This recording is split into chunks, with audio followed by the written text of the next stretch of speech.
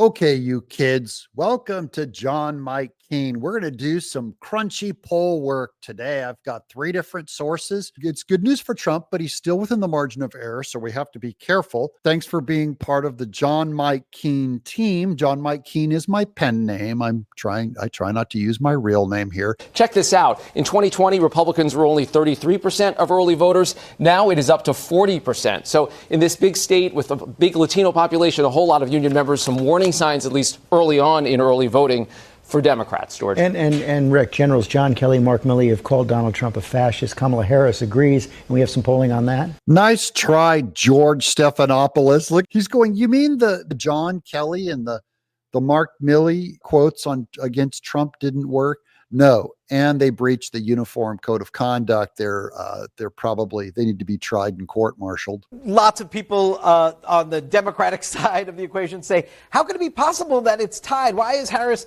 not running away with this? Well, it's the environment that she's running in. We asked folks, your financial situation over the past year. So today compared to a year now, a plurality, nearly half, 49%, say they are worse off today financially than they were a year ago. 35% say they're about the same. Only 16% say they're better off. That last clip was ABC News. This is CNN Live. When she doesn't want to answer a question, her habit is to kind of go to word salad city. And she did that on a couple of answers. One was on Israel. Anderson asked a direct question, would you be stronger on Israel than Trump? There was a 7-minute answer, but none of it related to the question he was asking. What a disaster. We have Joe Biden at a low approval rating at 36% in this poll. We have the wrong track number. 7 out of 10 Americans say we're in the wrong direction. Things aren't going well. It's a rough environment if you're running in the incumbent party. Whose fault is the bad economy numbers? You can only blame the incumbents. You can't blame Donald Trump. Trump may finally get his great white whale. Harris versus Trump national margin. You mentioned that New York Times poll, a tie. That's actually right in the middle of the spectrum when we're talking about recent polling data. You don't have to look very far to find Donald Trump ahead nationally. He was up by 2 points in the CNBC poll, up by 3 in the Wall Street Journal poll. Very close races within the margin of error. Those are financial polling institutions, Wall Street Journal and CNBC, and Trump is way ahead on those. And the other sloppy Democrat ones, they're elites and usually college institutions that are giving her the upper leg, and they're disconnected from the voters. But then the same thing on the other side, right? You have Harris up by 3 points according to Ipsos. The Say 24 YouGov poll, it's a bunch of academics, also has Harris up by 3. But the bottom line is, with the popular vote, which we really haven't focused upon, a very, very tight race, John. Fact is, Donald Trump is very much in a position he could win the popular vote, which, of course, is something he would absolutely love to do. And would be something very different than we have seen compared to last time and the polling compared to last time. And Republicans almost always have problem with the popular vote. Trump could be one of the most popular presidents we've ever had since Barack Obama. So take that. Where were the past 2 races at this point in the campaign? Look, Harris in the average poll right now is up by 1, well within the margin of error. You go back 4 years ago, Joe Biden was well ahead of Donald Trump in the national popular vote polls. He was up by 9. Even Hillary Clinton was up by 6 points. So now Donald Trump's in a position he really hasn't been before at this point in the campaign, where he could truly compete, and we can truly say that the popular vote at this point is way too close to call. And this goes to why it was such a great move for him to go work at McDonald's. That was so iconic, with reverberations going all throughout culture and all throughout America, especially to blue collar workers. What incredible branding that is. What kind of thing has Kamala Harris done that leaves that kind of branding? She just has a very tired Bruce Springsteen at her last event.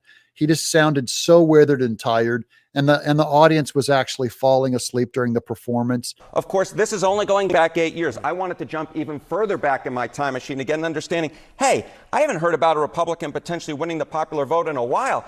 And it turns out a Republican winning the popular vote, it hasn't happened since 2004 in George W. Bush defeating John Kerry. And that's only the one time that it has happened. I was there during that election. I was following it on the edge of my seat, working at Nickelodeon as the crew went home crying when they found out that Bush won. But he won the popular vote. That's the last time the Republicans have touched it. And Trump is getting there. In fact, you have to go all the way back all the way back to 1988 to find another one when it was George W. Bush's father, George H.W. Bush, winning the popular vote over Michael Dukakis. So the fact that the polls right now are so close, John, the fact that Donald Trump has a legitimate shot of winning the popular vote is something I think a lot of folks, including in my line of work, really didn't think could possibly happen when Donald Trump was running last time around. He could make history, not just for Donald Trump, for a Republican candidate as well. It's not so much that Trump is popular, guys.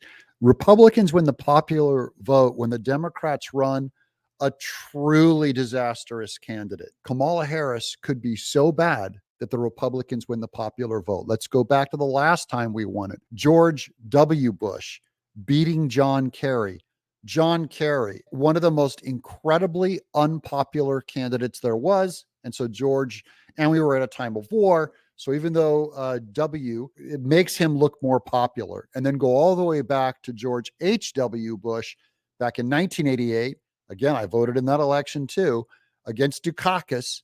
And Dukakis was miserably unpopular. How miserably unpopular?